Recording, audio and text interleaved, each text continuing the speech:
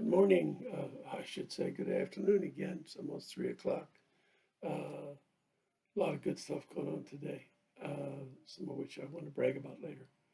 Uh, this is Pop, Dennis Murray.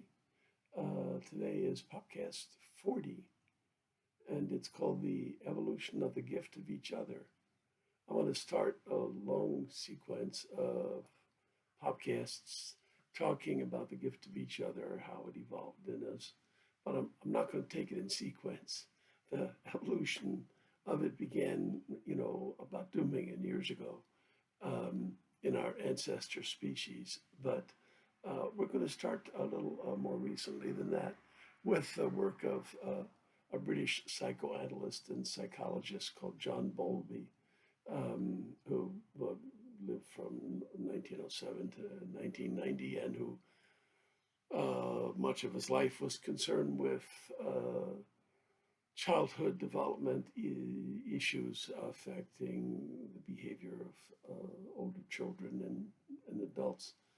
And in 1969, he published a book called Attachment Theory, and subsequently added two more books to a trilogy about attachment.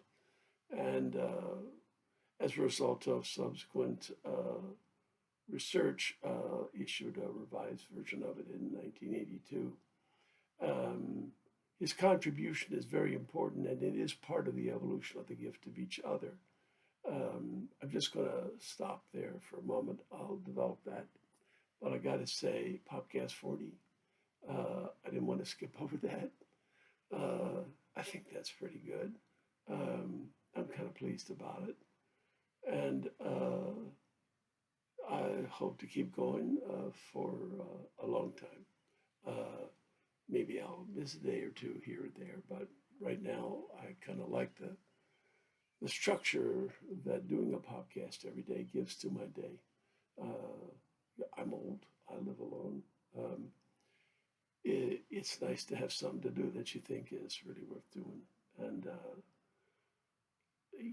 I have no way of knowing whether anybody will take any benefit from these podcasts, but I'm taking a hell of a lot of benefit out of making them. And so there's that.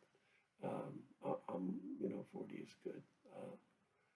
50 will be better, and so will 500, but we'll take it a day at a time. Thank you. Okay, so back to attachment theory. Okay, so what does this have to do with the evolution of the gift of each other? Essentially, psychology is really only a little over a century and a half old.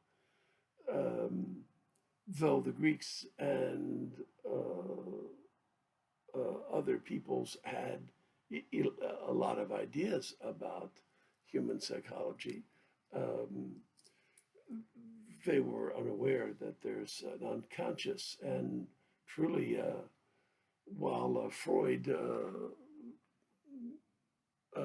began to show that there was an unconscious, his view of it was that it was just full of repressed memories. And essentially, Jung found that, in his opinion, that was highly unlikely, that it seemed to include a lot of complicated, or it seemed to include, oh goodness, humor me a second here, let me gather my thoughts.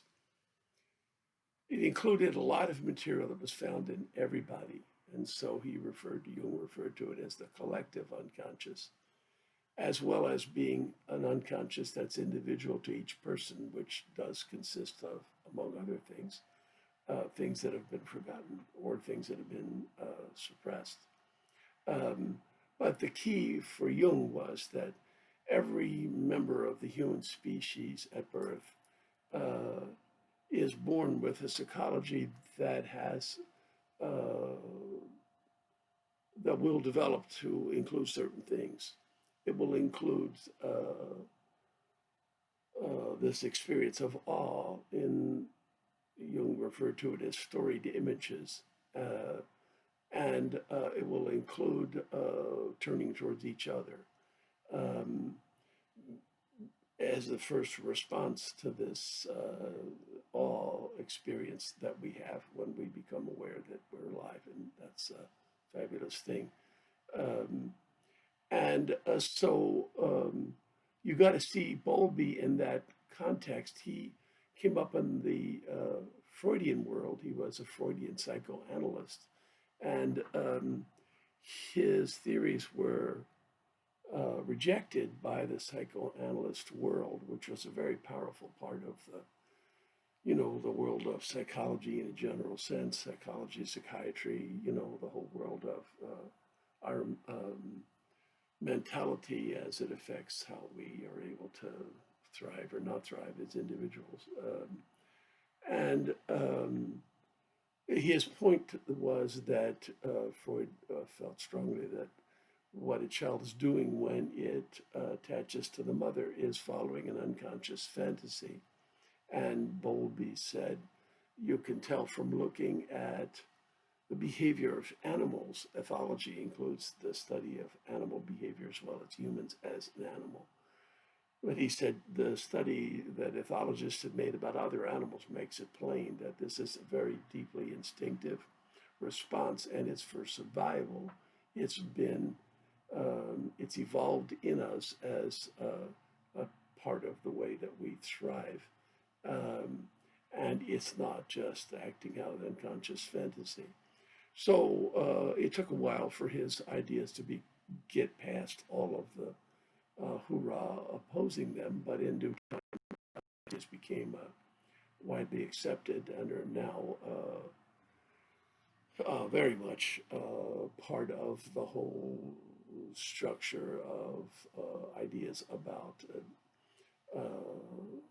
the social development of children and the effect of it, well done or poorly, on the child as an adult. So, by way of background, then, so what he had to do was, with the gift of each other, is he shows that a very crucial aspect of this gift, the child's bonding to the caregiver, is genetic. It's part of our inherited genetic psychology, and this turn towards research in animal life in order to get a better feel for the evolution of human psychology was a very important aspect of things.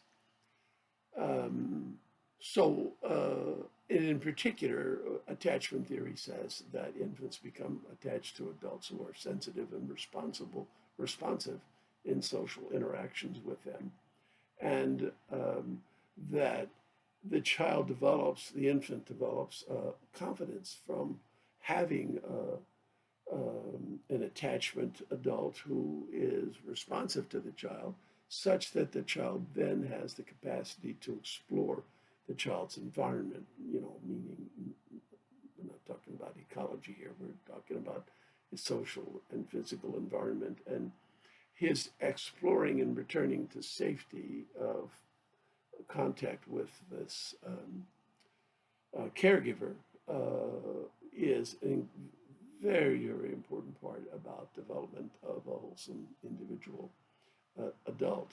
And one thing we were talking yesterday about type bias, all types of, this is definitely not a type bias here. This theory applies to all types of children and to all types of parents. So the key here is parental love and care, or in the instance that the parents are not at hand, a substitute caregiver's love and care and constancy of relationship to the child gives the child the sense of him or herself that he or she needs to start developing a healthy sense of self and to explore with confidence and to develop the fullness of his or her personality in whatever form it's going to take.